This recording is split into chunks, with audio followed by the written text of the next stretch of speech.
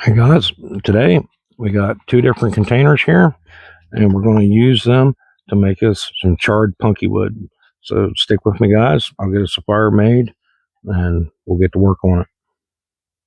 Okay guys, I found this old pine top up here. Now this would be a good contender. So we can pull this material off and virtually turn it to powder in our hands. So we'll take this smaller tin. Now I don't know if this tin will hold up, it's pretty thin aluminum. Just a pet color came in that, but I saw it and I thought, well, you know what, that looks really nice to make a char tin out of if it'll work. So I'm going to try it. So it'll be a double experiment. Now I don't need anything to cut this off. I can literally pull these hunks off. So I'm going to pull some of these bad boys off here.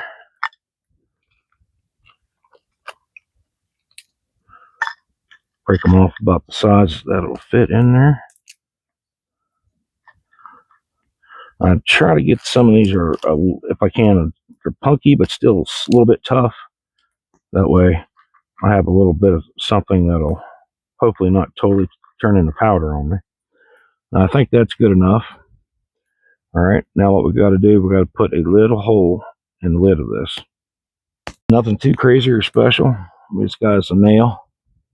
We'll go about roughly center of that can, just eyeballing it. There we go. Now we got a hole. That'll be plenty to let the gases escape out of that can. All right, now we got our larger one, same thing. We'll come about roughly middle. Put us a little hole dead center. Now this larger one, I'm going to actually put some hardwood, punky wood in, and we are going to get it directly off our stump here.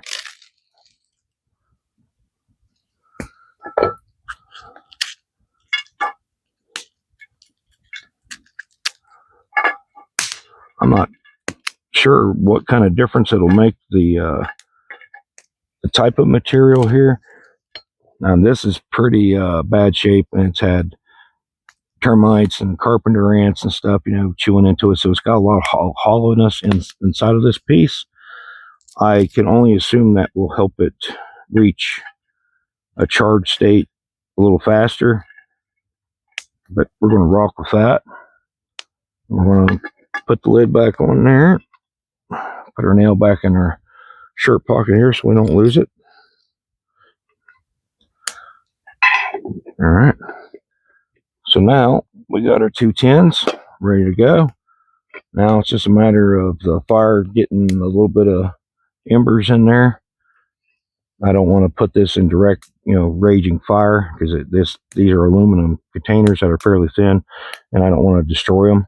So I got to wait till we get this fire more manageable to successfully make our char without destroying our container. All right, we're going to take our first one here in. Didn't land quite exactly like I was wanting it. Try to straighten that bad boy up.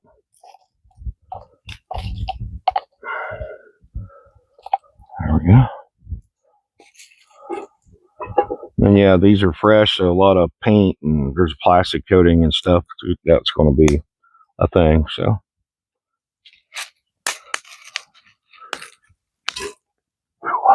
she's hot.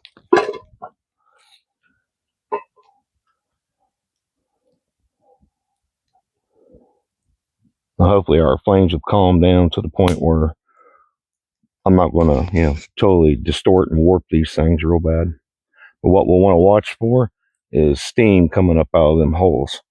And that's going to be moisture and stuff that's being pretty much stripped out of that punky material. And after some time, all that should be left should be some charred punky wood material that should take a spark pretty readily.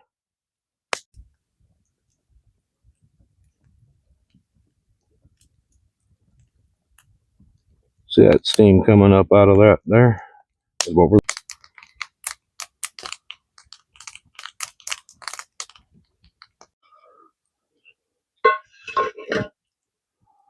There's one.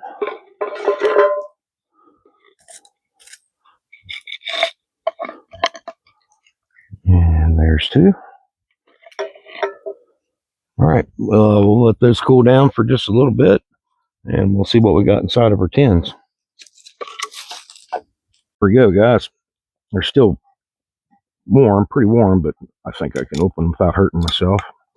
Well, this one here was a twist on top, so I may not be able to get this one open, but it was an experiment, kind of just to see what I could get away with.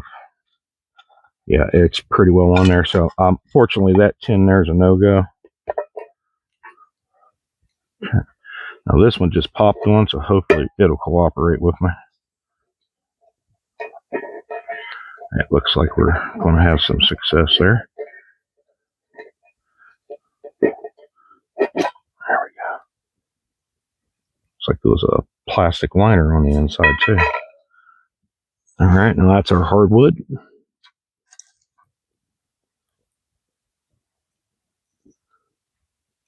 And as far as I can tell, yeah, that actually did pretty good. It's leaving a nice little char kind of color on my hand. Unfortunately, this one I'm probably going to have to destroy to get it open. I like the size of this can, but you know, being that it was so thin and plus it was a screw on top, you know, there was a fair chance of me losing it, and I knew that from the beginning. So due to the metal expanding and contracting, we've pretty much warped that to the point we can't unscrew it.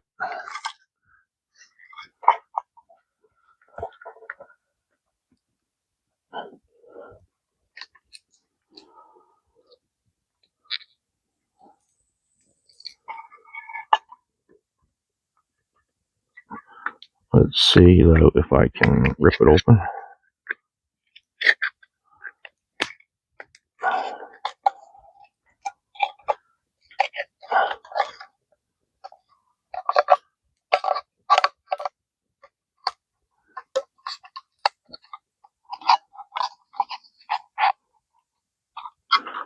Yep.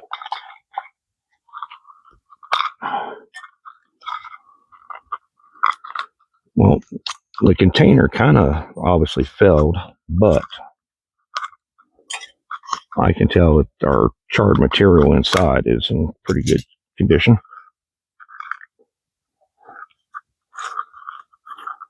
That's some pretty decent charred material right there. So we're going to go ahead and dump that in with our hardwood. Now then, I'll properly dispose of this, and I'll come right back to you. Okay, guys, now we should be able to introduce spark into this, and we should get a couple, or at least one of them to take that spark. But one thing I got on me right now to just make a plain spark is this, so we're going to try that.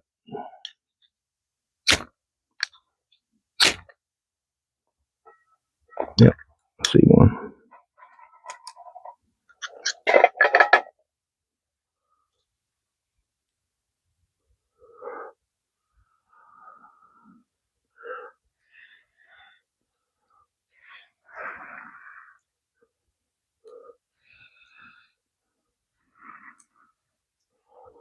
Yeah, that took. We actually got quite a few in there. Every one of them little showers of spark. Now, if we take our lid, knock that ember off, throw him back in there. Now, we'll throw our lid back on here, and that will stop that process of them taking off and burning up because we've choked it of its oxygen. So now those little pieces that were on should stop. Well, there you have it, guys. It's a pretty simple, easy kind of thing to do. Now, cotton material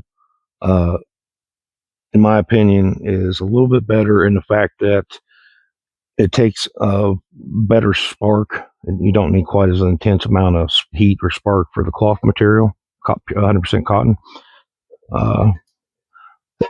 The punky wood stuff is pretty good for once you get it actually going. You usually get a pretty substantial ember to get your fire ready. Pre-make your fire bundle. Now, just a little more organized. So that's what we got. Now, it seemed it didn't matter which wood I used. It was either the softer pine or that red oak that turned punky. That one little spark to hit that lit multiple pieces, and they pretty much equally. So if you can find either or, it looks like it'll work just as good as the other. But this can be a very valuable resource if you have the ability to make it.